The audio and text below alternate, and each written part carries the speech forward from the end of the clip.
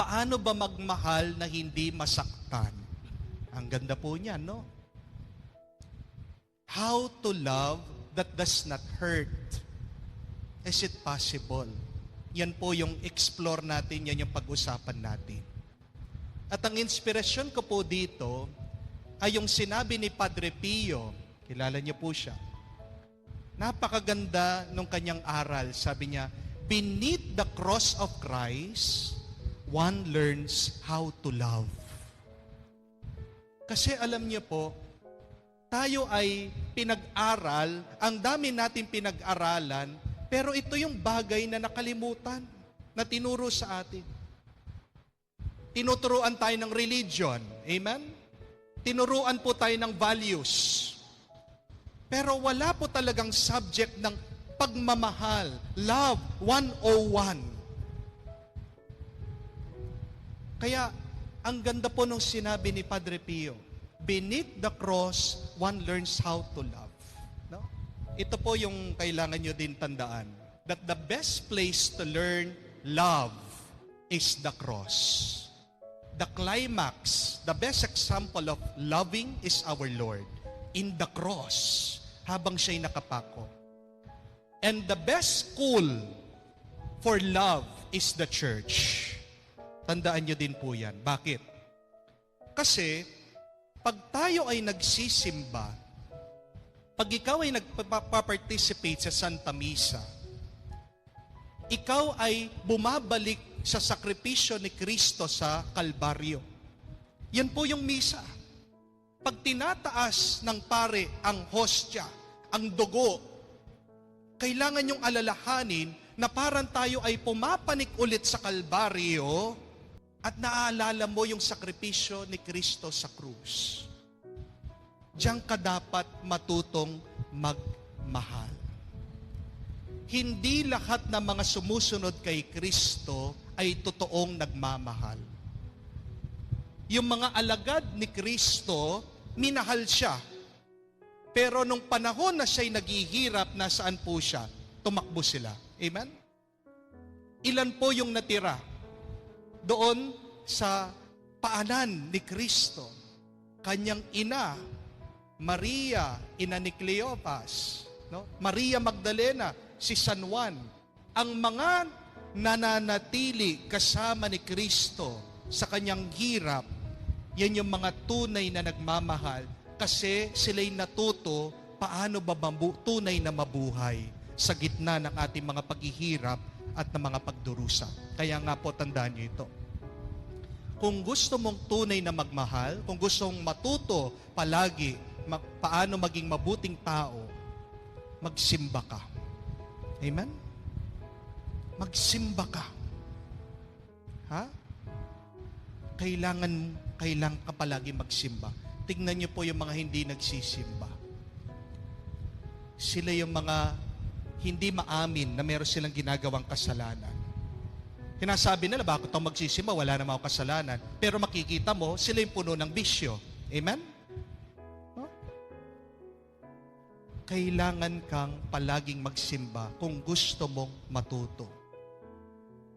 At kailangan mong tignan ang krus ni Kristo dahil tandaan nyo din po ito. Kung ano ang iyong tinitignan, magiging kamukha mo ito. Dahil sabi po ni San Antonio de Padua, actions speak louder than words. Natututo po tayo hindi lang sa pandinig. Natututo tayo talaga sa pagtingin. Kaya nga po, sabi nila, ang kailangan sa simbahan natin, hindi po maraming marunong magsalita. Hindi po maraming preachers. Ang kailangan natin sa simbahan, mas maraming tagapagpatotoo. Witnesses. Oo nga naman, karanasan niyo po ito, di ba? Makikita mo yung pari, nandyan, nangangaral, sasabihin, magpatawad, magmahalan, pero paglabas ni Father, merong nakaaway na nagtatricycle, nakikipagsuntukan. Papaniwalaan mo pa kaya siya? Maniniwala ka pa kaya sa pare pag sinasabi niya, no? umiwas sa bisyo, pero makikita mo siya, hindi niya mabitawan yung kanyang sigarilyo, gabi-gabi nakikipag-inuman. Napakahirap makinig kung alam mo hindi naman niya binubuhay yung kanyang sinasabi. Amen? Kaya nga, mas nakatitig tayo dun sa buhay, dun sa pagpapatotoo kesa dun sa kanyang sinasabi. We need more witnesses than preachers. At yan po yung challenge sa amin, mga pari, na minsan nakakahiyaman sabihin, kayong mga laiko, merong mga iba, pag-share mo sila dito, talagang damang-dama mo yung kanila sinasabi. Kaya nga po, bakit yung aking mga homily sumisikat? Kasi talagang naging very conscious po ako dito na ang unang-una dapat ituro ko sa mga tao, binubuhay ko. Kaya nga sinasabi nila, Father, tagus puso, sabi nila. Kasi makatotohanan. Totoo, makikita mo sa karanasan. So yan yung challenge po sa atin, na pag tayo ay nagsisimba, kailangan mulat ka, na nandyan ka kasi gusto mong lumalim pa ang pagmamahal mo sa Diyos at sa iyong kapwa. Gusto ko pong i-share sa inyo itong storyang ito, ni pagmamahal at kahibangan, madness. Di ba meron pong kasabihan na pag ikaw ay nagmahal, nasisira ang ulo mo. When you love, you fall madly in love. Na minsan daw po merong isang babae, isang lalaki. Yung lalaki, ang pangalan po niya ay si Madness, kahibangan, sira ang ulo. Lalaki eh. Pero itong babae, ang pangalan naman po niya ay si Love, pagmamahal. Bata pa lang po, naglaro itong dalawa, taguan. So, una po, taya itong babae, itong si pagmamahal. Nagtago daw siya doon sa garden, no? Habang ito naman po si kahibangan, Madness, nakapikit, nagbibilang, 10, 9, 8, 7. Pagkatapos siya magbilang, hinanap na niya. Hanap na siya ng hanap dun sa hardin, hinahanap niya yung kalaro niya, magpi-15 minutes na po, ang init-init, hindi pa niya makita. Kaya frustrated, bigo, galit nang gigigil, anong ginawa niya? Nakakita daw po siya ng pat-pat stick at napagdiskitahan niya yung pong isang halaman doon, nakita niya. Pinagtutusok niya, pinagpapalo niya, sa galit niya, hindi po niya alam, doon pala nagtatago itong kalaro niya, itong si Love, yung pagmamahal. Sa pagpapalo niya, nagkaroon ng pasa. Sa pagtutusok niya, natusok po niya yung mga mata niya, nabulag. Narinig niya umiiyak yung kalaro niya. Pagkakita niya doon sa halaman, nandun siya, duguan yung mata. Napakasakit, nasaktan po siya na dahil sa kanya, nabulag niya yung kalaro niya. Pero, nangako po siya. Sabi niya, na mag-umpisa ngayon, yung aking mata, magiging mata mo. Kaya lumaki po sila, nagpakasal sila. Yan po yung dahilan bakit sinasabi natin, pag ikaw ay nagmamahal, hindi mo tinitignan sa iyong mga mata ang iyong minamahal. Pag ikaw ay nagmamahal, ikaw ay bulag. Love is blind, sabi po nila. Pag ikaw ay nagmamahal, minsan hindi mo ginagamit ang iyong isip. Ang ganda po, no? Pero ang katotohanan, ito po, na napakahirap po ng nagmamahal. Amen? Napakahirap po ng nagmamahal. Yan yung makikita nating simbolo kay Kristo nakapako sa krus. Paano ba natin gagawing mas madali ang ating pagmamahal? Hindi ko po alam, kilala niyo ba to? Nanonood po kayong TV? Si Tony Gonzaga. Doon po sa vlog niya, sa internet, sa interview, may sinabi siya, if it hurts, that is not love, sabi po niya. Pag ikaw ay nasasaktan, hindi yan pagmamahal, hindi yan pag-ibig. Ang dami pong reaksyon. May nagsasabi, mali siya. May nagsasabi, tama siya. Ano po sa tingin niyo? Na pag ba ikaw ay nagmamahal, dapat hindi ka nasasaktan? Kapag daw nasasaktan ka na, hindi na pagmamahal yan. Tignan po natin. Yan po yung ating pag-usapan dito sa ating Lenten Recollection. So, unahin po natin tingnan, pag ba pinag-uusapan nating pagmamahal, ano ba yan? Palagi nating ginagamit, how can we simply define love? So, para po sa akin, meron tatlong bagay kailangan yung tandaan. The first one, that when we speak of love, sometimes what we mean is human love. Yan po yung tinatawag nating give and take. Business po yan. Magiging mabuti ako sa iyo, magiging mabuti ka sa akin. So, give and take. Give and take.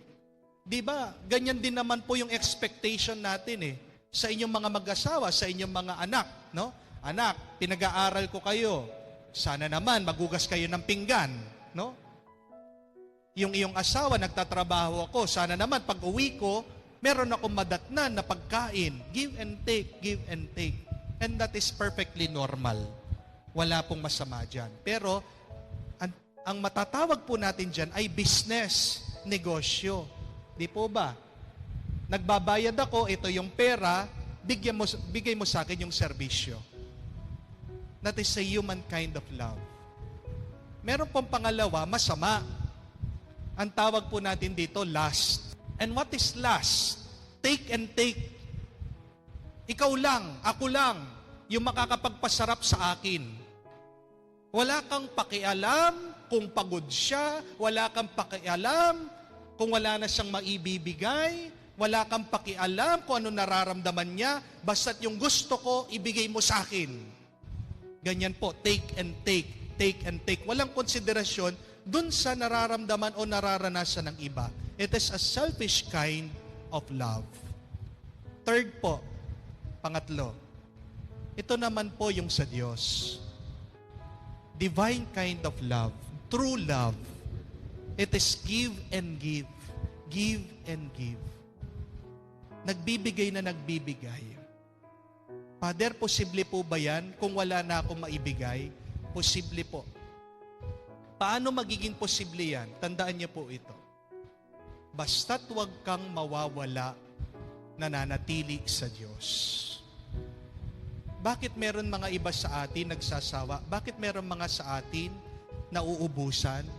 Kasi nagdidepende tayo sa ating sariling lakas, nagdidepende tayo sa sarili nating kakayahan, pero nakakalimutan natin ang ating ugnayan sa Diyos. Napakarami po nagtatanong din sa akin, Father, bakit hindi kayata nauubusan ng sinasabi? Saan niyo po kinukuha yung mga sinasabi niyo? I pray. I pray. Hindi naman po ako lalabas dito, hindi naman po ako magsasalita na hindi po ako nagdasal. I really pray. At alam niyo po kung ano yung pinagdarasal ko sa Diyos, every time na mag-talk ako, every time na mag-homily ako, napansin niyo po, nanonood kayo ng mga video ko, wala po akong kopya. Kung meron man po, small note, ayaw ko man po tignan Kahit man po dito sa aking hindi ko na, wala pong mga text dito, mga konting lang po. Ang pinagdarasal ko po palagi bago ako mag-homily, bago ako magsalita. Dalawa. Sinasabi ko, Panginoon, ano po yung gusto niyong sabihin sa mga tao? Ano po yung gusto niyong sabihin sa mga tao? Minsan po, wala po akong homily talaga. 5 minutes, nakaupo na po ako doon, wala talaga, sabi ko. Pero palagi ko po sinasabi yan sa Panginoon, Lord, what do you want me to say to these people? At bigla-bigla po, habang ako nagbabasa ng Ebanghelyo, doon po, biglang lumalabas. Pangalawa, sinasabi ko po pag nagdarasal ako, Lord, give me powerful words. Lord, give me powerful words. May kapangyarihan po ang pagdarasal. May kapangyarihan po ang pananatili sa Diyos. Ang ganda po nung nabasa kong quotation dahil problema po ngayon yung gera, hindi po ba? No, gera. Sabi po niya, a church on its knees is more powerful than an army on its feet. Tandaan niyo po yun. A church on its knees is more powerful than an army on its feet. Mas makapangyarihan ka pag ikaw ay nakaluhod kaysa sa ikaw ay nakatayo, naglalakad. Ano man ang iyong problema, pinansyal, yan sa iyong katawan, sa iyong mister, sa iyong mga anak. Bago ka tumayo, bago ka magsalita, bago ka maghanap ng paraan, kneel and pray. That is more powerful than you standing up, going about, finding things that can help you. You can give and give, hindi ka kauubusan kung ikaw ay nananatili sa Diyos. Palagi tayong nagsisimba. Ang dami nating nababasang ganyan. Hindi nauubusan ng tinapay, hindi nauubusan ng alak, hindi nauubusan ng lakas ang ating Panginoon. Saan nanggaling yun? Dahil siya at ang Ama magkaugnay. So ask that question. How is your relationship with the Lord? Kumusta yung iyong ugnayan?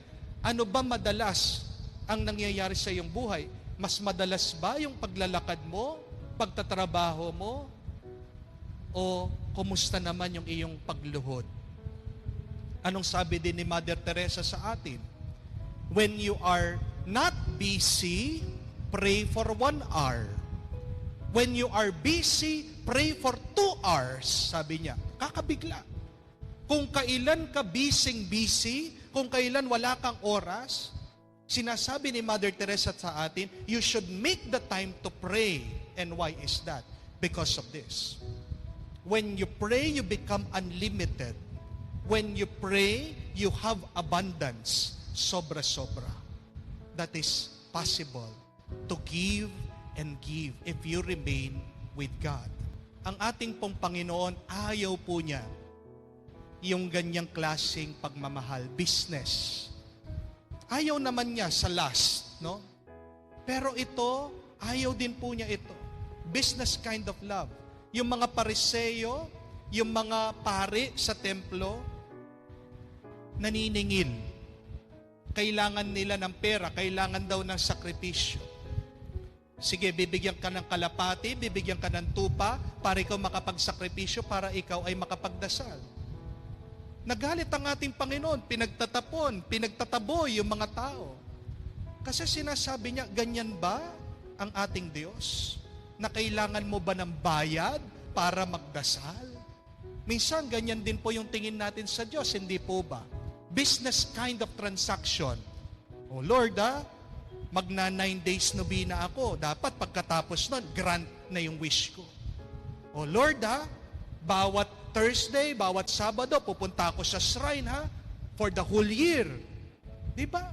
Tapos, pag hindi ginrant ni Lord, pag hindi binigay ng Diyos yung ating inihiling, sino yung masakit na loob? Tayo. Hinasabi natin, nag 9 days nobina ako, nagro-rosary ako palagi. Pero bakit hindi binigay ng Diyos? Because the Lord is teaching you, that is not the kind of love that I want. Porket ba may pinakita kang mabuti, kailangan maging mabuti ako sa iyo? Baka makalimutan natin ang ating Panginoon, napakabuti niya, anong ginawa sa Kanya? Pinagbabato. When you expect something in return, that is not love, that is business. Kaya nga, napakaganda nung panalangin din po ni San Ignacio, to give without counting the cost. When you start to count the cost, pag kinakwentaan mo na, ano ba yung naging gastos ko dito? Hindi ka na nagmamahal. Ikaw ay nagbi-business na. Mag-ingat po kayo. Hindi gusto ng ating Panginoon yan. Kaya nga, ang susunod na tanong, why do we love? Bakit ba tayo nagmamahal? 3 sagot lang po.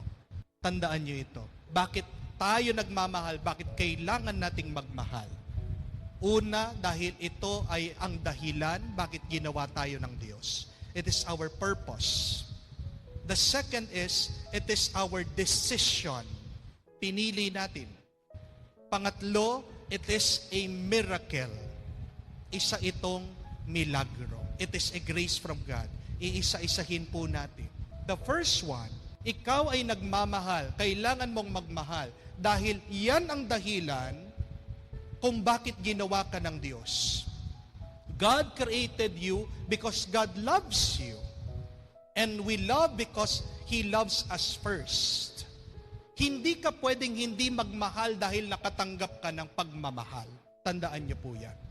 Kahit na nakakatanggap ka ng mga panlalait sa ibang tao, paninira sa ibang tao, tandahan mo, hindi tumitigil ang pagmamahal ng Diyos. Pabayaan mo yung mga taong mapaglait. Pabayaan mo yung mga taong mapagchismis. Pabayaan mo yung mga taong yan, negatibo, no? Mga nega. Bakit ganyan sila? Kasi nakatanggap din sila ng ganyan sa ibang tao. Tandaan niyo po yun. Huwag mo sasabihin na, ang bait-bait ko naman. Huwag mo sasabihin na, I am a faithful wife. Why did my husband betray me? Pinagtaksilan ako, naghanap ng ibang babae. Do not say that. Because what we give, we have already received. Hindi ka makakapagbigay ng isang bagay na wala sa iyo. May kakilala po ako. May kakilala ko. Hindi ko lang sasabihin. Baka mahalata ako. Kasi nagtataka yung kanyang misis. Bakit yung kanyang asawa, babaero? Tinanong ko yung history. Nakita ko, yung kanyang ama ay babaero din. Babaero siya dahil naranasan niya sa kanyang ama, babaero din. Yun yung ibig sabihin na you cannot give what you did not receive. That is applicable from good and bad. Yung mga naninira dahil siniraan. No?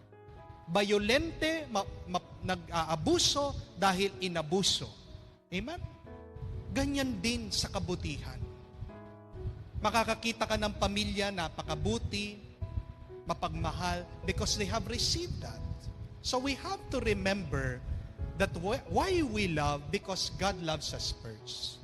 Kung hindi mo man maranasan yan sa ibang tao, again, sabi ko, bumalik ka sa simbahan, magsimba ka, manatili ka sa simbahan, magdasal ka, you will receive that love once again. Para mas maintindihan niyo po, para po sa akin ang pagmamahal parang treadmill. Bakit nasabi ko po? Konting kwento lang po. Nung pagka-ordain ko po ng pari, ako'y nagtimbang. I blew up 190 pounds. Taba ko po. Naging giant ako. Kasi po ang mga Kapampangan, mahal na mahal kami mga pari. Sa sobrang pagmamahal po nila sa aming mga pari, pinapatay kami sa pagkain. Pag sinabi mong pari sa Pampanga, may kasabihan, ang pari siyang hari. Binibigay po lahat. Kakainin na lang po nila, ibibigay pa sa pari. Ha? Meron pong ganyan. Kahit na mahirap, tilapia na lang po, hinanda sa pari. Hindi po nila sinasabi doon sa pari na yun lang yung ulam nila. Kinain naman ng pari, kasama yung mga sakristan nila. Yun pala, nakatingin yung anak. Nung binaliktad na, bigla sumigaw yung bata, Nay, binaliktad na! Hinihintay pala na yun lang yung kainin ng pari kasi wala na silang ibang makakain So, ganyan po. Talagang bibigay sa amin, pinapabusog kami. Pag konti lang po yung kinakain naming pari, galit pa sila. Ay, hindi gusto ni Father yung ulam, sabi nila. Kaya, yan po yung naging epekto sa akin. Valedictorian po ako sa lahat ng mga blood chem ko, no? SGPT, SGOT, cholesterol, diabetes, no? Yung sugar ko, ang taas po. Hanggang ngayon, kaya nga po, salamat sa Diyos, after 1 week, kalalakad ko lang po. Pinakain po kasi ako ng tokwa at saka dinuguan. Paborito ko po yung mga laman loob. Anyway, ang taba-taba ko po, meron po kaming nagla-blood chem, na-depress po ako. Dahil lang dati po, sexy ako no? Dancer pa po ako. Oh? Tapos all of a sudden po ngayon, ang taba-taba ko na, talagang hinahabol kong aking hininga. Nakita po ako nung kaibigan kong pare, sabi niya, anong problema? Pads, ang taas na ng mga 28 years old pa lang ako. Meron na ako fatty liver, mataas na presyon ko, cholesterol, etc. Sabi niya, nurse po yung pare dati. Sabi niya, simple lang yan, mag-exercise ka, sabi niya. So, bumili po ako ng treadmill para habang nandun ako sa kumbento, naglalakad ako, doon ako, no, hindi ako lalabas, no. The treadmill. E ang problema naman po, dahil sa dami ng trabaho, minsan hindi mo naman magagamit. So, anong pangkwenta? Ang nangyari, ginamit ko lang, ilang linggo, hindi ko na ginagamit, ngayon kailangan ko na namang gamitin, sinindihan ko, hindi na gumagana. Puno na po ng kalawang, puno na ng alikabok. Pero isipin niyo po ito, no? Bakit ba nila ginawa yung treadmill? Para sa mga taong gustong pumayat. Para sa mga taong gustong maging healthy. Kung hindi mo gagamitin ang treadmill, ano pa ang silbi ng treadmill? Hindi naman pwedeng dekorasyon yan. Hindi naman pwedeng higaan yan. Hindi po ba? Pero, kung ilalagay mo yung sarili mo, put yourself in the place of the treadmill, anong mararamdaman mo? Masakit din ang maging isang treadmill. Ano bang karanasan ng treadmill? Inaapakan ka, tinatakbuhan ka, ginagamit ka. Pagkatapos kang pinagpawisan at dinumihan, iiwanan ka. Ang sakit. Hindi po ba? Pero yun nga ang tanong.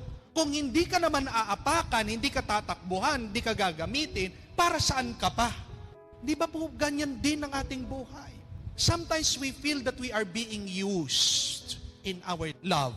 Pero kung hindi ka magmamahal, para saan pa ang iyong buhay? Tandaan niyo po yan. Yan yung ibig ko sabihin that why we love, it is because of a purpose. May dahilan. Yan yung ginawa ng Diyos para sa iyo. Bakit pa tayo kailangan magmahal? Kailangan nyo din po tandaan ito. Because it is our decision to love. Pinili mo. Pag hindi mo pinili, hindi ka tunay na nagmamahal. Ha? Halimbawa po, meron ako nilagay dyan na ahas. Meron po kasi akong kaibigan na pare, ang hilig sa mga exotic animals. Napakarami niyang ahas. Nagtataka ako, bakit sa dami-dami pa ng mga pwede niyang alagaan, ahas pa? Nung misa pinapakain po niya yung mga ahas niya ng daga. Nangingilabot po ako, nanginginig ako pag nakikita ko yung mga ahas. Kinakain yung daga, yung pong ahas, ilang araw na talagang ilang linggo na hindi kumakain, gutom na gutom. Pagkabukas pa lang po nung kanyang kulungan, biglang lumundag ba naman po, tinuklaw yung kaibigang kong pare. Kinagat. So nakakagat po siya. Pero makikita ko po yung kaibigang kong pare, wala man po sa kanya. Kahit na kinagat siya, inalis lang niya, no? Napakabagal lang niya inalis. Nilagay niya ulit doon sa kulungan, nilagyan niya ng daga. Hindi ko maintindihan, sabi ko, kinagat na, hindi naman sila maganda, pero siya nagagandahan.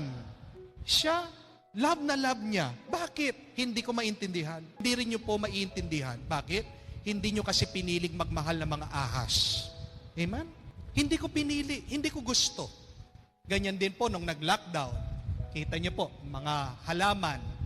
Hindi ko alam kung sino mga plantito-plantita dito. Meron po akong kaibigan. Pinagmamalaki niya yung mga halaman niya. Meron pa mga pangalan. Tapos pinagmamalaki, Father, ito, isang dahon lang nito, 5,000. Ha? 5,000? No? Hindi ko maintindihan bakit ginagastusan. Only she can understand that. Why? Because she chose, pinili niya. Ito yung gusto ko. Ganyan din po. Dumarami yung mga fans ko. Hindi ko po maintindihan. Bakit sa dami-dami ng mga pari, akong pinili. Bago pa po ako sumikat yan sa YouTube, Facebook, marami na rin po. Nakakapagtaka yung mga fans club ko, puro mga matatanda. Matatanda, minsan byuda. Nung minsan nga po, nabigla ako, merong mga followers dumating sa simbahan. No, very excited, nagpa-picture po sa akin. Nabigla ba naman po ako, bakit? Pagkatapos ng mga papicture ng isang babae, niyakap po ako, hinalikan ako. Tapos sabi pa sa akin, Father, wag po kayong mag-alala. Naka-face mask naman po ako, sabi niya. Sabi ko, marami pang mas gwapong pari sa akin. Marami pang mas marunong na pari sa akin. Pero bakit akong pinili? Akong gusto nila eh. Akong pinili nila. So remember this, when you make a choice, you are in heaven. But when you are doing something that you are forced to do, you are already in hell. Amen? Amen? Nay, ano yung gusto niyong pagkain? Lilibre ko kayo mamaya. Ano pa paborito niyong pagkain? Sige. Dinuguan, ha? Paborito din niyo, no? Kung bumili ako ng dinuguan, tapos kinutsara ko yung dinuguan, susubuan ko kayo, gusto niyo po ba? Okay lang po. Kung pwepwersa ko po yung kutsara sa inyo, gusto niyo po yun? Hindi na. Tingnan niyo po. Kahit na gusto mo yung dinuguan, pero kung doon sa panahon na ayaw mo namang kainin, di ba? Hindi mo naman pinili yun. Pag pinepwersa sa'yo, kainin mo to, ayaw ko. Ano po ba yun? Langit o impyerno? Kailangan nyo tandaan yan. Na ang impyerno ay hindi isang lugar. Ang impyerno ay isang karanasan na ginagawa mo ang isang bagay na hindi mo pinili. Diyan nyo maiintindihan, ha? Ito, maliliwanagan kayo dito. Kung bakit si Adan at si Eva, kahit na nasa paraiso sila'y umalis. Kasi hindi nila pinili ang paraiso. Aanuhin ng Diyos na nandito sila, kahit na napakaganda, hindi naman pinili. Ang pinili nila magkasala. So, heaven is useless if you do not choose heaven. Amen? Siguro po, mayroong mga karanasan yung iba sa inyo dyan na kumuha ng katulong, kasambahay. Binibigay mo na lahat ang sa kanya, no? Libreng pagkain, meron ng kama. Aba, may bonus pa. Kung saan ka pupunta, nandun din siya. And then all of a sudden, tatakasan ka, aalis na lang. Sasabihin mo, ano ba bang ayaw niya dito? Nandito na lang lahat. Bakit umalis pa? Because she did not choose to be there. Amen? Kayo po, nandiyan kayo nakikinig sa akin. You chose to be here, that is why you're happy. Amen? Why do we love? Because we chose it. Pinili mo. Pag wala na yon, pag hindi mo na pinipili, patay. Ganyan din po, napakahalaga sa marriage, sa kasal. Hindi ibig sabihin, pag kinasal ka na, wala ka ng choice. Pwede kayong magkahiwalay. Sinasabi ko po yan sa homily ko. You can separate. But that is the only last choice. Pag kinasal kayo, ang mahalagang tandaan, araw-araw dapat pinipili mo itong taong ito, mamahalin ko. Kung mahirap siyang piliin araw-araw, anong gagawin? Magdasal ka. Magpatulong ka sa Diyos. Last po, why do we love? Anong dahilan? Ito po ay dahil sa isang milagro. It is a miracle when you love. Napaka-imposible. Minsan, nagsasawa ka na. Minsan, gusto mo na sumuko. Pero why do you keep on going? Because God sustains you. God is helping you. You have to believe that. Hanapin niyo po ito. Proverbs 30, verse 18 to 19. Napakaganda na kasulat. Sabi niya, there are 3 things that I am amazed to, 4 things that I do not understand. 3 bagay ako'y namamangha, 4 na bagay hindi ko maintindihan. Una, paano ang agila, paano ang ibon nakakalipad?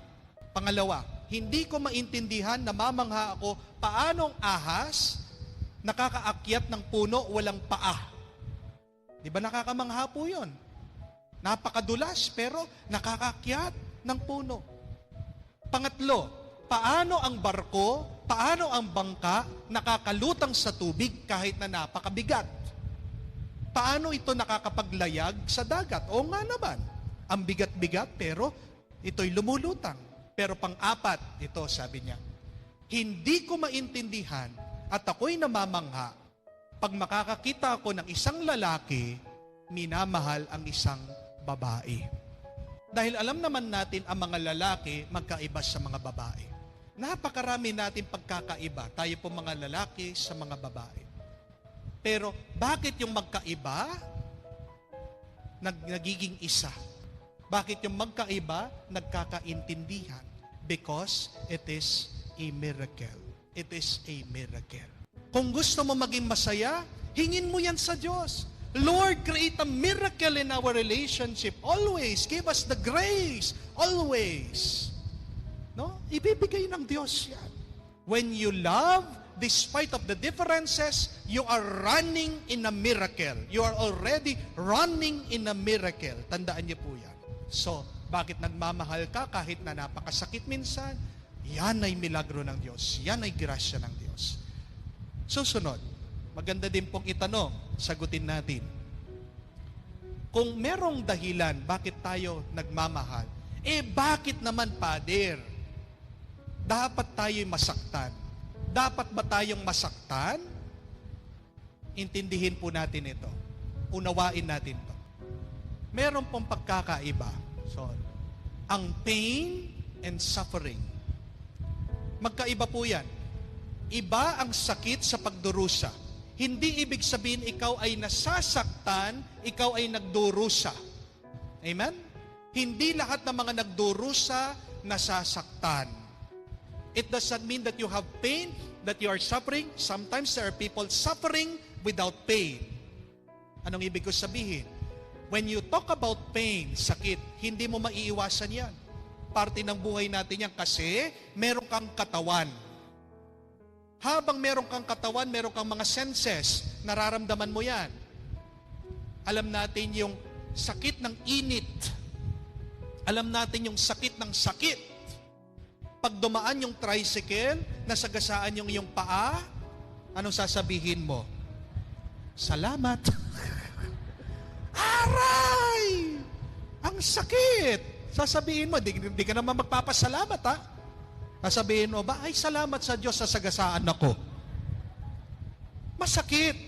Bakit masakit? May paa ka. Huwag kang magre-reklamo. Kung gusto mong walang sakit, dapat wala kang katawan. Kaya mag-ingat kayo. Huwag po kayong magdarasal sa Diyos, Lord, alisin mong sakit. Anong talagang pinagdarasal mo yon? Lord, kunin mo na ako. No? Huwag. Kaya nga, anong sabi ni San Agustin? Pray not that God remove your cross, but pray to have strong arms, strong shoulders to carry your cross. Dahil nga pag pinagdasal mo, alisin mo yung mga sakit. O sige, kukunin na kita. Ay, hindi po. Ang magandang dasal, palakasin mo ako, Panginoon. Matiis ko ang aking mga sakit. Amen? Suffering, yan ay ang masama. Kasi pag sinabi mong pagdurusa, hindi yan gawa ng Diyos. Gawa mo yan. Gawa mo yan. Yan ay gawa ng iyong isip. Ang ibig sabihin ng pagdurusa ay, wala ng sakit, pero pinapanatili mo pa rin yung sakit sa iyo. Lumipas na yung sakit, pero para sa iyo nandyan pa rin. Suffering is you allowing the pain to remain. Naintindihan niyo po ba? Minsan wala naman talaga, pero gumagawa ka ng sarili mong kwento sa isip mo. Nakita mo lang yung mga kakumare mo nagtatawanan. Ano sasabihin mo? Pinagtatawanan ako. Ang sakit. Meron mga ibang misis, nakikita yung kanilang mga mister, nanunood ng TikTok. Talaga pong ganyan. Minsan may mga malalaswa. Nakikita, nakabra, nakapanty. Pinagpalit ako ng aking asawa. Nanunood lang. Minsan tayong gumagawa ng ating pagdurusa. Kaya nga, ang ibig ko po sabihin, paano ba magmahal na hindi nasasaktan? Masasaktan ka, pero sana walang pagdurusa. Paano natin ma-avoid? Paano natin maiiwasan yon? 3 bagay po. Tandaan niyo po ito. Una, focus not on your expectation. Ikaw ay nagdurusa sa iyong pagmamahal, pag ikaw ay nakatuon dun sa mga gusto mong mangyari sa iyong buhay, hinahanap mo yan sa ibang tao. No? If you want to lighten your load, if you want to make your life happy, remove your expectation, accept life for what it is. Because life will never go as you wish. Amen? Kailangan mong itanim sa isip mo yan. Hindi lahat ng mga tinatanim mo ay aanihin mo. Kung paano narinig po natin yan sa talimhaga. Ang magsasaka, nagsabog ng mga binhi, hindi naman lahat ng kanyang tanim namunga. Di po ba? Pero wala sa kanya yun. Sana ganyan din po sa atin. Huwag kang mai-stress. Huwag mong guguluhin ang isip mo. Kaya nahihirapan ka, kaya nagdurusa ka, dahil meron kang mga expectation. Tanong mo sa sarili mo, ano yung mga expectation mo? People change. People change. Write that. No? Nagbabago ang lahat. Pero dahil pinili mo siya, ano man ang pagbabago niya, matatanggap mo siya. Amen? Kahit naman po ang ahas, di ba? Naglulupi. Ang tao, ganyan din po habang tumatanda. Pero tandaan mo yun, napakahalagang sangkap ng pagmamahal, pagpili. Pagpili. Susunod po. Ang tanong ko lang is, what are your expectations from your family? Yan yung pinagmumulan na maraming away. No? Meron kang expectation. Gusto mo na sinusustentuhan ka. Gusto mo mabait siya. Gusto mo na inuunawa ka niya. No? So marami yan. Makakagawa po kayo na listahan dyan. Isulat nyo, pero sana wag nyo naman pong gawin tanikala para sa inyong mga minamahal. Next po. Bakit tayo nagdurusa pag tayo nagmamahal? Pangalawang dahilan, dahil nagfo-focus tayo sa ating mga sarili. When you are selfish, when you focus on yourself, when you want only to take and not give and give, I tell you, you will suffer. You will suffer. Share ko lang po ito. Paborito ko po ito nung bata ako, itong sesto. Nung pong Mayo, ako po ay kinuha nung maliit po akong bata na mag-Santa Cruzan. Ako po si Haring Constantino. Ako po ay magiging escort ng Reyna Helena. So, ako po ay sinuotan ng barong ng aking nanay. Napakainit. Sabi ko sa kanya, gusto ko ng sesto. Nakita ko po, meron kasi sa rep namin. Pero ang aking nanay, sabi niya, hindi. Magpa-picture ka muna. Wala pa po yung nagpipicture. Habang hindi nakatingin ang aking nanay, ako po ay patago, kumuha ng sesto. At nagtago po ako sa kwarto namin. Napakadilim para hindi ako makita ng aking ina. So habang madilim, kinuha ko yung straw, no? Binubutasan ko yung sesto, dahil madilim at madulas yung pong sesto, ito'y dumulas. At sakto po, tinamaan yung aking braso. Tumusok. Pak! Gusto ko po sumigaw, gusto kong umiyak, hindi ko po magawa. Bakit? Maririnig ako ng aking ina. Mas masakit ang aking mararanasan. Papaluin ako. Sinabi niya, mamaya. Ang tigas ng ulo ko. Bigla-bila, tinawag po ako. Papapicture na, patay. Kaya ang ginawa ko, talagang pinakatago-tago ko po. Doon po sa picture ko yun, maliit na tuldok ng dugo nandun. Smile, smile. Kahit na talagang nakangis-ngis po ako, ang sakit. I was trying to smile, pero talagang nararamdaman ko po, I still have the scars. Meron po akong peklat. At palagi pag nakikita ko po yun dito, sinasabi ko, bagay mo. Ang takaw mo kasi, bagay mo. Kasi, sinabihan ka, hindi ka nakinig. Bagay mo. Yan yung kabayaran ng pagiging makasarili. Tandaan niyo po na may kabayaran ang pagiging makasarili. Yung mga taong nagkakasala, sila yung mga taong gumagawa ng kasalanan, kinukumbinsi nilang kanila sarili, walang mangyayaring masama sa akin. Nagtatago na merong karelasyon, sinasabi, hindi naman ako mahuhuli. Pag nakonfrontahan na, naririnig ko, hindi na po namin mapigilan. Pinagpatuloy namin, bahala na ang Diyos. At talagang bahala ng Diyos.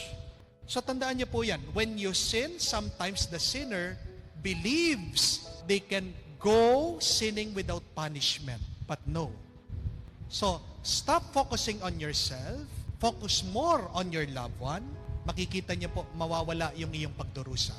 Magdurusa tayo sa pagmamahal kung naghahanap tayo ng pleasure and enjoyment. Pleasure and enjoyment.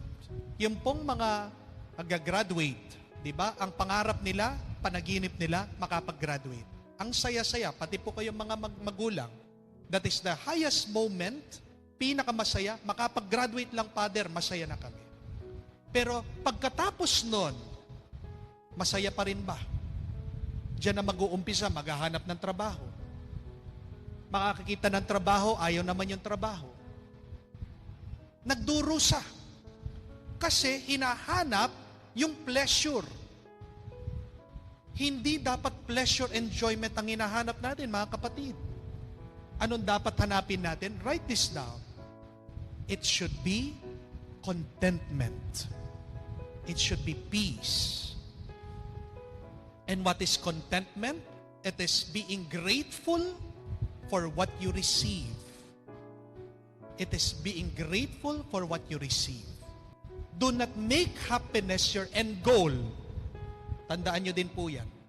Napakarami sa atin, tatanong mo sila, ano ba ang gusto mo? Gusto ko lang po maging masaya.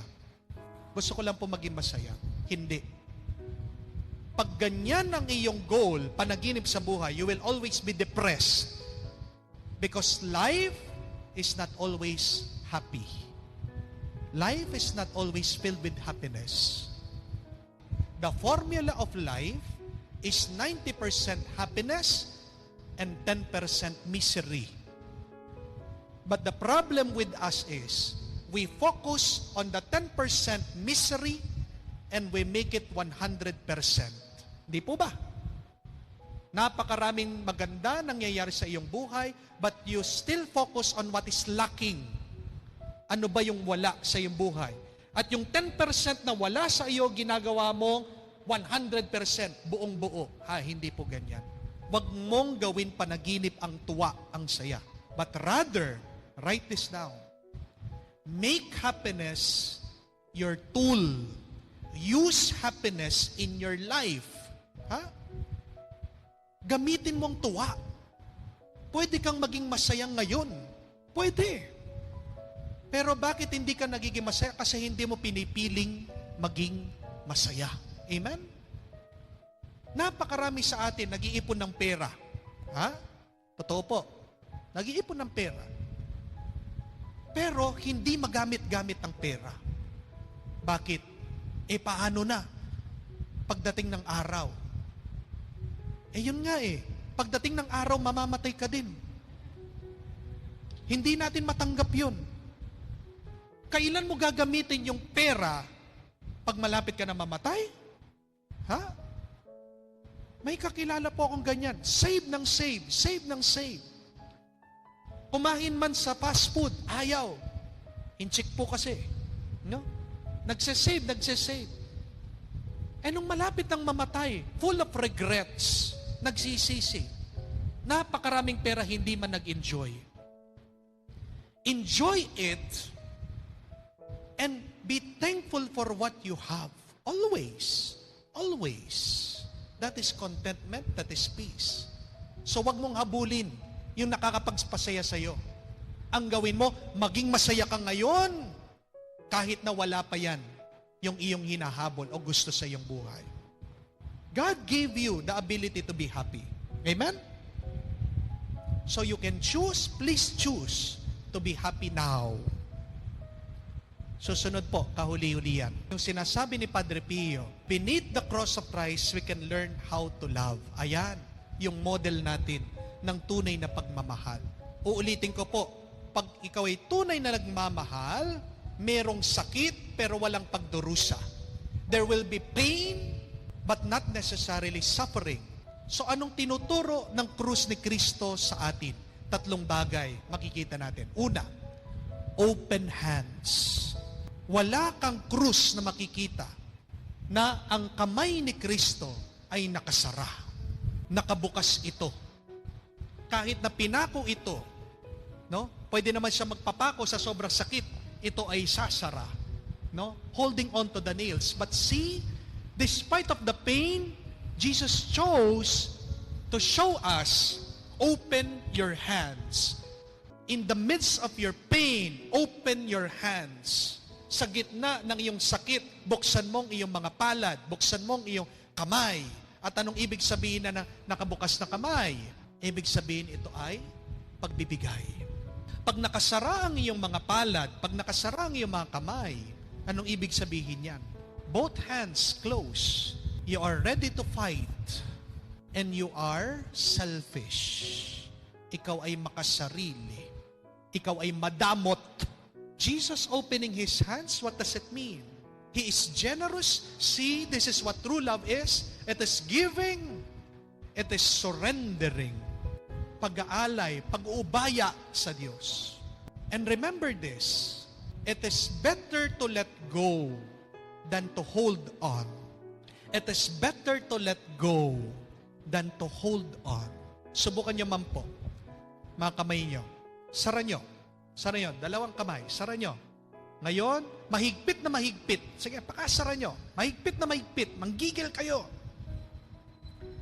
Buksan nyo po, paunti-unti. Buksan nyo paunti-unti. Ano po yung naramdaman nyo? Diba? Napakagaan. Napakaginhawa. Pag ikaw ay nakakapit pa rin sa iyong mga nakalipas, pag ikaw ay nakakapit sa iyong mga kayamanan, pag ikaw ay nakakapit sa iyong mga expectation, expect to get hurt, expect to suffer more, magdurusa ka. It is better to let go than to hold on. Pangalawa, makikita nyo din po na dito sa krus ni Kristo, wala po siyang tinatagong sugat. The next lesson is, to truly love, you must open your wounds. You must show your wounds. Pag ang isang tao, hindi kanya matanggap kung sino ka, yung iyong mga pagkakamali, yung iyong kakulangan, hindi ka mahal niyan. Ginagamit ka lang niya. Amen? Pero kahit na dun sa iyong imperfections, kahit na sa iyong pagkukulang, sa iyong pagkakamali, yan yung mga wounds, sugat natin. Kaya ka pa rin niyang yakapin, kaya ka pa rin niyang tanggapin, yan yung tunay na pagmamahal.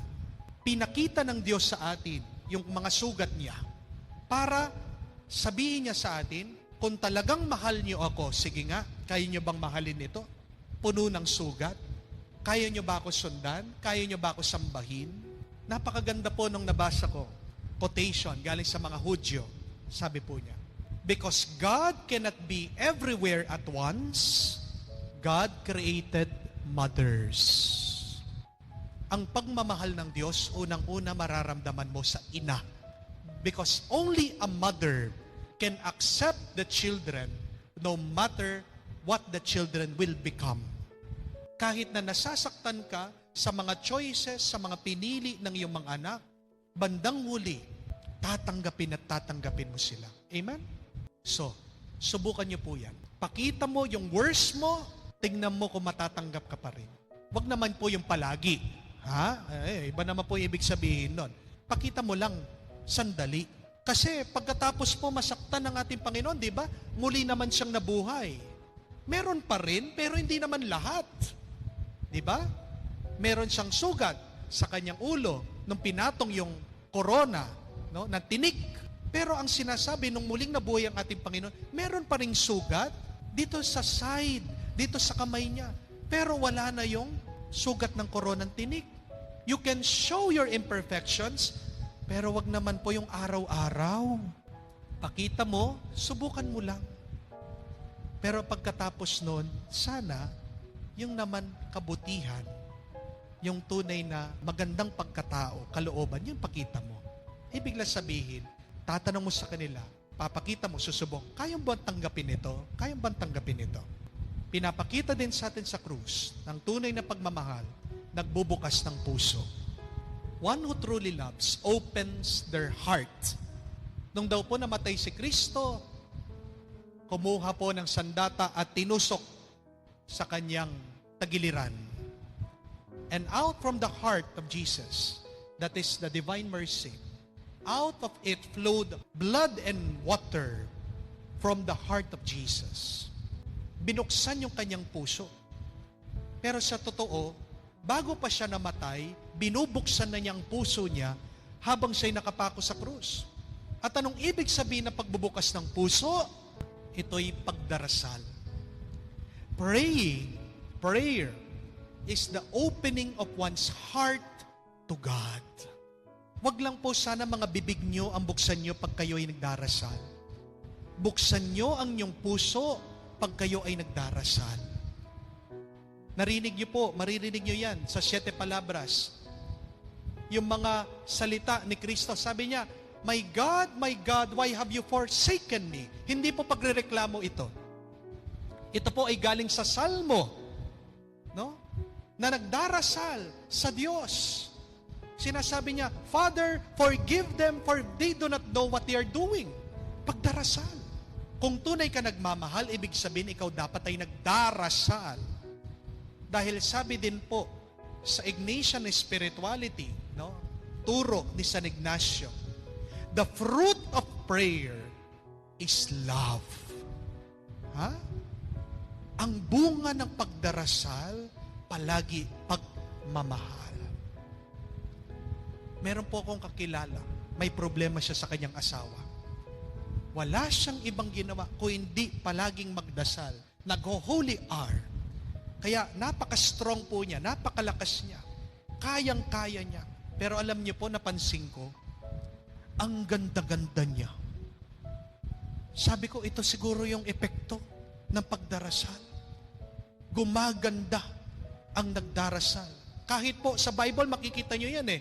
Nung si Moises, nakita niya ang ating Panginoon, si Yahweh, ano daw po yung naging muka ni Moises? It shone like the sun, no? Glowing.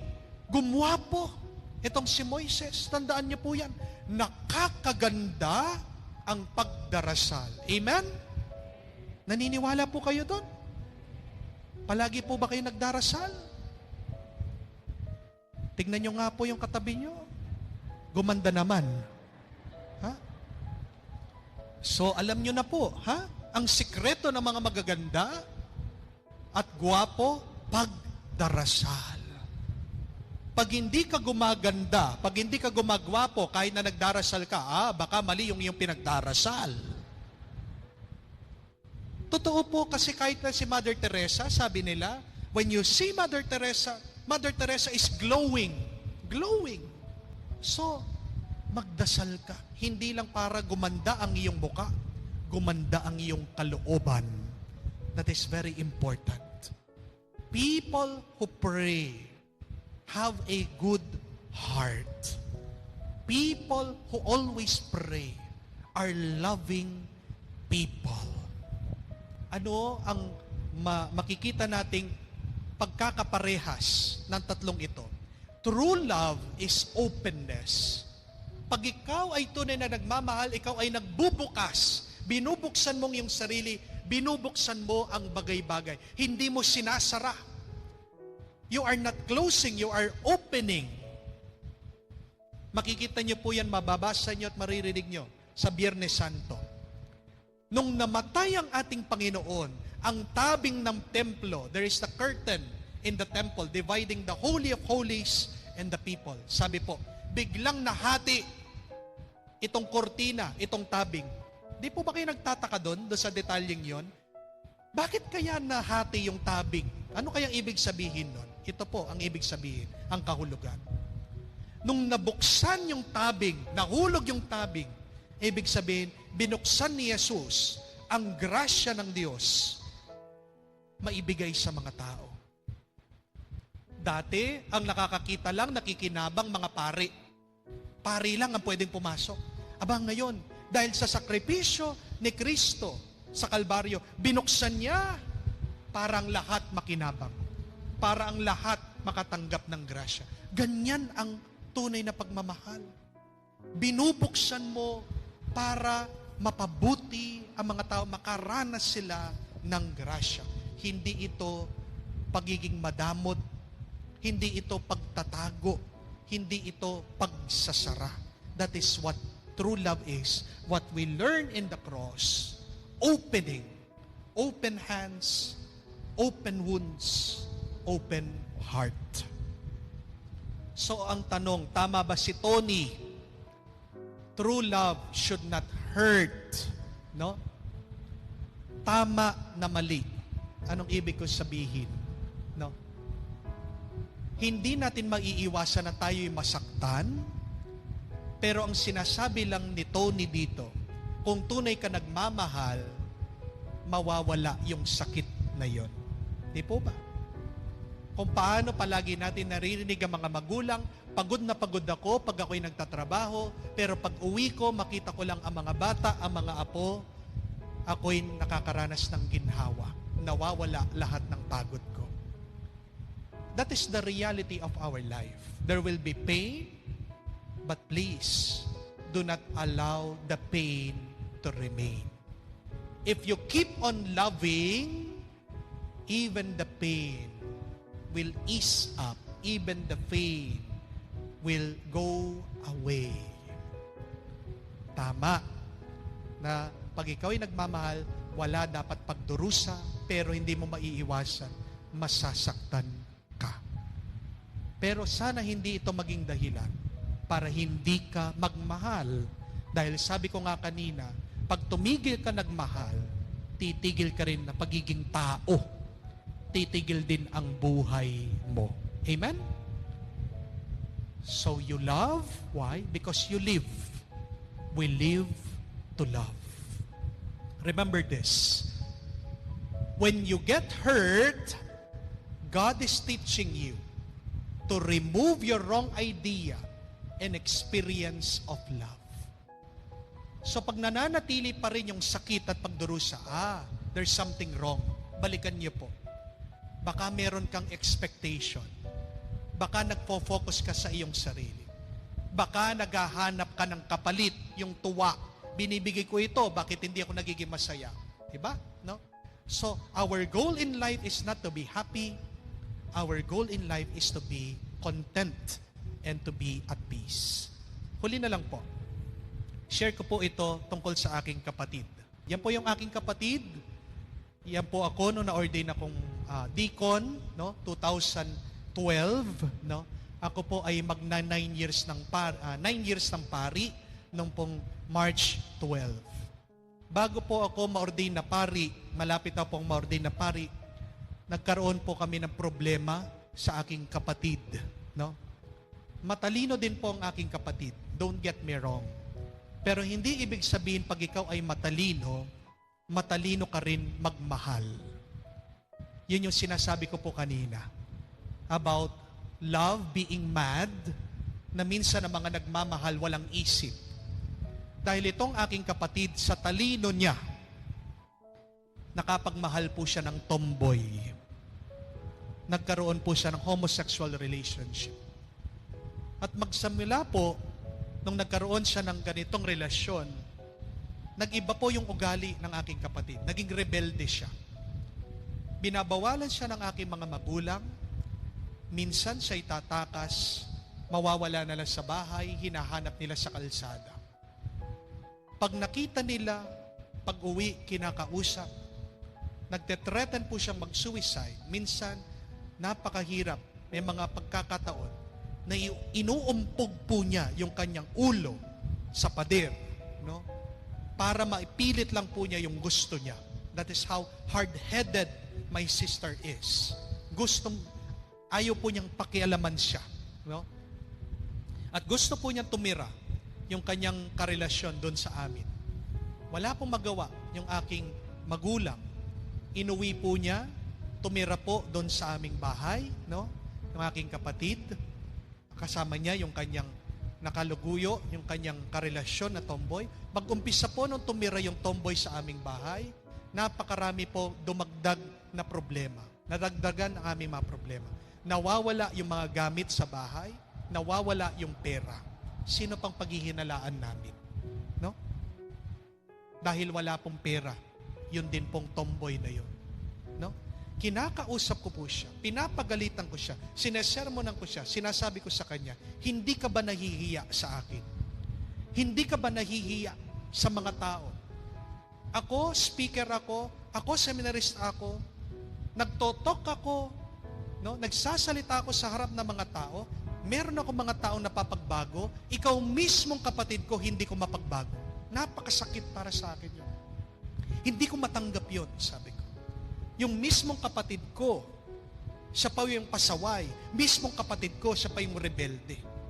Na dapat pamilya tayo na halimbawa, ehemplo.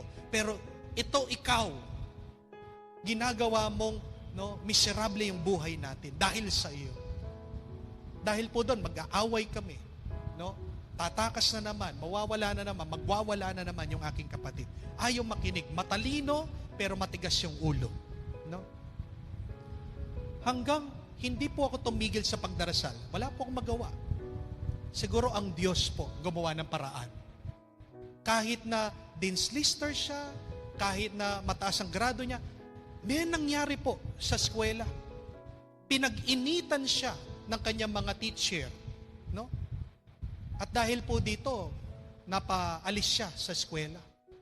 Di namin maintindihan. Maybe that was God's hand, kamay ng Diyos. Dahil dito, naghanap po siya ng ibang eskwela. Pinasok po namin siya doon sa isang eskwela malapit sa seminaryo namin para binabantayan ko. At dito po nag-umpisang magbago lang yung aking kapatid.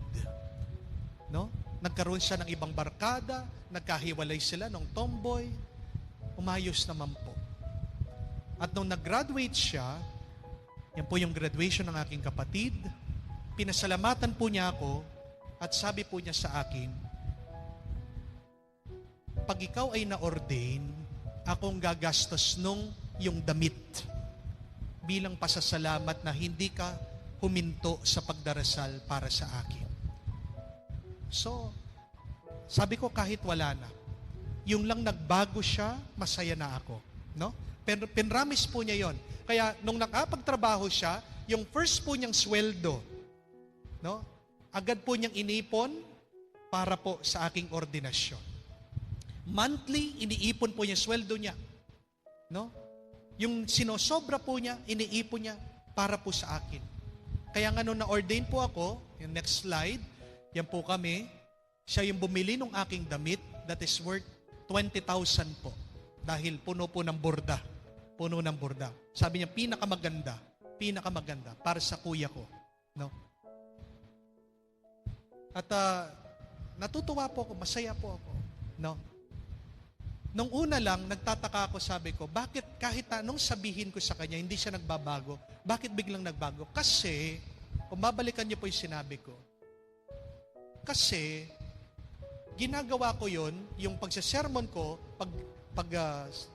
pagsasalita ko sa kanya, hindi naman para sa kanya, para sa akin. Kasi yung image ko di po ba? So, ang iniisip ko pa rin ako, hindi naman siya.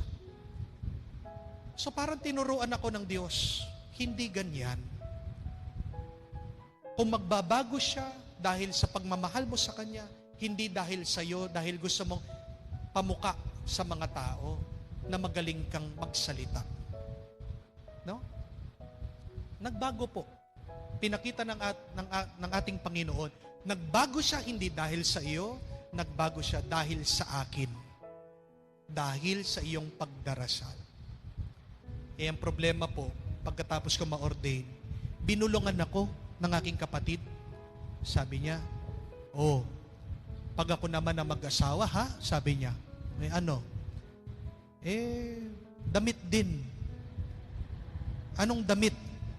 Yung aking gown. Sige, sabi ko naman ganyan. Nag-ipon po ako. Nung sinisingil na ako ng aking kapatid, yan yung damit niya, magkano? Ito na yung 20,000.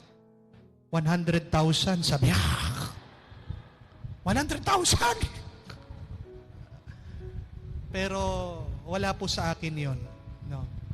Dahil sabi ko nga, the mere fact that she changed, walang katumbas na kayamanan yan. Walang katumbas na kayamanan. Amen?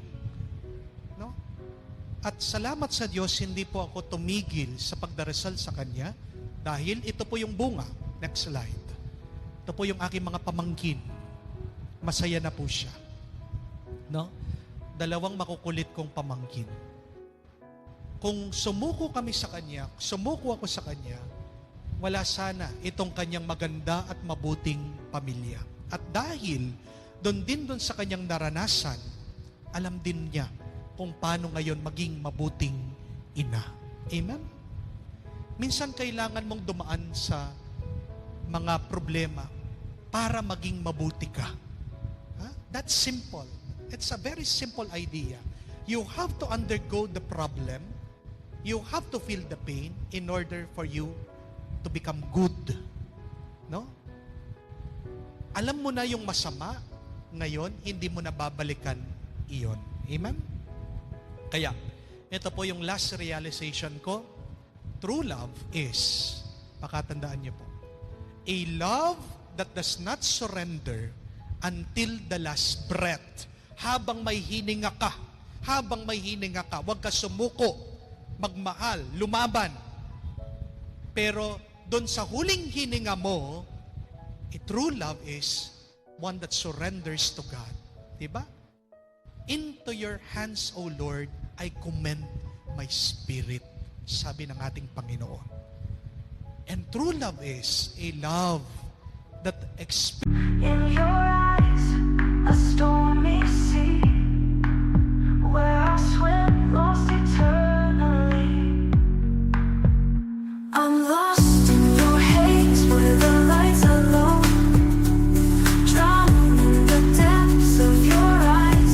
I'm ready to go. In the shadows, we'll find our way. Through the night, our love will stay. You'll taste the sun, we'll chase the night. Our love, a flame that burns so bright. In the darkness, we'll find our light. And our love will ignite. I'm lost in your haze, where the lights are low, drowning in the depths of your eyes. I'm ready to go. In the shadows, we'll find our way. Through the night. experience pain but never suffering. Pain but never suffering. Sandali lang yung sakit na yan, tandaan mo. Nung pinako ang ating Panginoon, 12 o'clock, di ba? Namatay siya anong oras? 3 o'clock. The hour of the divine mercy. No? 2 oras lang. Konti lang yan. Sabihin mo, pag nasasakta ka, sandali lang ito. Lilipas din ito. Pero pag wala na, nananatili pa, nagdurusa ka na. You are suffering. Do not allow the pain to remain. And lastly, true love is a love that will go through hell so that the loved one will reach heaven. Ang ganda po niyan. Ang ating Panginoon bumaba sa impyerno, nakaranas ng impyerno. Di ba? No? Pero ginawa niya yon para sa kanyang minamahal sa atin lahat para makarating tayo sa langit. So my dear friends, kung ikaw ay dumadaan ngayon sa impyerno, dumaan ka lang. Dumaan ka lang. Keep on moving until you reach heaven. Amen?